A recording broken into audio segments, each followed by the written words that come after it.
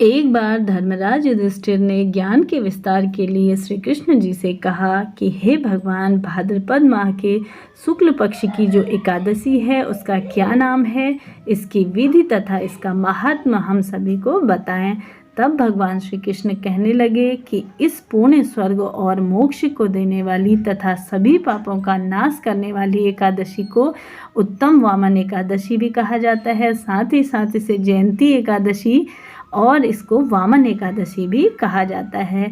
इस दिन इसका यज्ञ करने से साथ ही साथ पापियों के पाप का नाश होता है और इससे बढ़कर इस दुनिया में कोई भी विशेष उपाय नहीं है। जो मनुष्य इस एकादशी के दिन वामन रूप की पूजा करता है उसको तीनों लोक में पुण्य अवश्य से ही प्राप्त होता है। अतः मोक्ष की इच्छा करने वाले मनुष्य इस व्रत को अवश्य से ही धारण करें। भाद्रपद शुक्ल पक्ष की एकादशी का व्रत और पूजन किया, उसने समझो ब्रह्मा विष्णु सहित तीनों लोकों का पूजन कर लिया। अतः हरिवासन अर्थात एकादशी का व्रत अवश्य से ही करना चाहिए। इस दिन भगवान करवट लेते हैं, इसलिए इसको परिवर्तनीय एकादशी भी कहा गया है। भगवान के यह वचन सुनकर युधिष्ठिर बोले कि हे भगवान, मुझे अति संदेह हो रहा है कि आप किस प्रकार से सोते हैं और किस प्रकार से करवट लेते हैं तथा किस तरह से राजा बलि को बांधा और वामन रूप रखकर क्या क्या लीलाएं आपने रची। साथ ही चातुर्मास के व्रत की क्या विधि है तथा आपके शयन करने पर मनुष्यों का क्या कर्तव्य है, सो आप मुझे इसका पूर्ण विस्तार सहित बताइए। तब श्री कृष्ण बोले कि हे राजन, अब आप सबको मैं सभी पापों को नष्ट करने वाली कथा का श्रवण कराता हूँ। त्रेता युग में एक बलि नामक एक दैत्य हुआ करता था। वह मेरा परम भक्त था। कई प्रकार से वह मेरा पूजन इत्यादि करता था और नित्य ही वह ब्राह्मणों का पूजन तथा यज्ञ आयोजन किया करता था।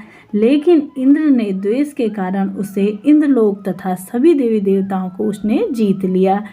इस कारण सभी देवता एकत्रित होकर सोच विचार कर भगवान के पास चले गए। बृहस्पति सहित इंद्राविक सभी देवी देवता प्रकट होकर उनके निकट जाकर नतमस्तक होकर वेद मंत्रों द्वारा भगवान श्री हरि विष्णु का पूजन करने लगे। अतः मैंने वामन रूप धारण करके 5वां अवतार लिया और फिर अत्यंत तेजस्वी रूप से मैं राजा बलि को जीत लिया। इतनी वार्ता सुनकर राजा युधिष्ठिर बोले कि हे जनार्दन, आपने वामन धारण करके उस महाबली दैत्य को किस प्रकार से जीता।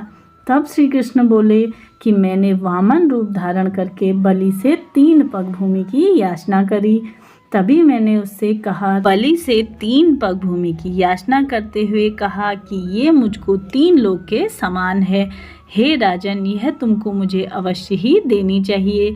राजा बलि ने इसे तुच्छ याचना समझकर 3 पग भूमि का संकल्प मुझे दे दिया और तब मैंने त्रिविक्रम रूप को बढ़ाकर यहाँ तक कि भूलोक में पद, भूलोक में जंघा, स्वर्गलोक में कमर, महलोक में पेट, जनलोक में हृदय, यमलोक में कंठ की स्थापना कर सत्यलोक में मुंह, उसके ऊपर मस्तक स्थापित कर दिया। सूर्य, चंद्रमा आदि सब ग्रह गण, योग नक्षत्र, इंद्रादिक देवता और शेष आदि सब नागगणों से विविध प्रकार के वेद सूत्रों से प्रार्थना करते हुए तब मैंने राजा बलि का हाथ पकड़कर कहा कि हे राजन, एक पद में पृथ्वी, दूसरे पद में स्वर्गलोक पूर्ण हो गए हैं, अब मैं तीसरा पद कहाँ रखूं। तब बलि ने उनका सिर अपना आगे कर दिया और मैंने अपना पैर उनके मस्तक पर रख दिया, जिससे मेरा वह भक्त पाताल लोक को चला गया। फिर उसकी विनती और नम्रता को देखकर मैंने कहा कि हे बलि, मैं सदैव तुम्हारे निकट ही रहूँगा। विरोचन पुत्र बलि से कहते हुए वह भाद्रपद माह के शुक्ल पक्ष की एकादशी के दिन बलि के आश्रम पर मेरी मूर्ति स्थापित की गई। इसी प्रकार दूसरी क्षीर सागर के शेषनाग के षष्ठ पर हुई। हे राजन, इस एकादशी को भगवान शयन करते हुए करवट लेते हैं, इसलिए तीनों लोकों के स्वामी भगवान विष्णु का इस दिन पूजन किया जाता है। इस दिन तांबा, चांदी, चावल और दही का दान करना चाहिए। रात्रि को जागरण करना चाहिए और जो विधि विधान से इस एकादशी का व्रत करता है वे सब पापों से मुक्त होकर स्वर्ग को जाता है, चंद्रमा के समान प्रकाशित होता है और यश पाते हैं। जो पापनाशक इस कथा का श्रवण करते हैं उसको 1000 अश्वमेध फलों का प्राप्त अवश्य से ही होता है। तो बोलिए जय श्री कृष्णा, हर हर महादेव। मेरे साथ बोलिए श्री कृष्ण गोविंद हरे मुरारे, हे नाथ नारायण वासुदेवा।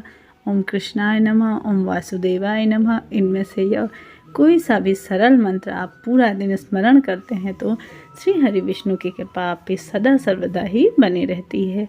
साथ ही साथ यह थी एकादशी व्रत की कथा। अगर आप सभी के लिए उपयोगी रही हो तो वीडियो को लाइक शेयर अवश्य करिए। मिलते हैं अगली वीडियो में, तब तक के लिए नमस्कार।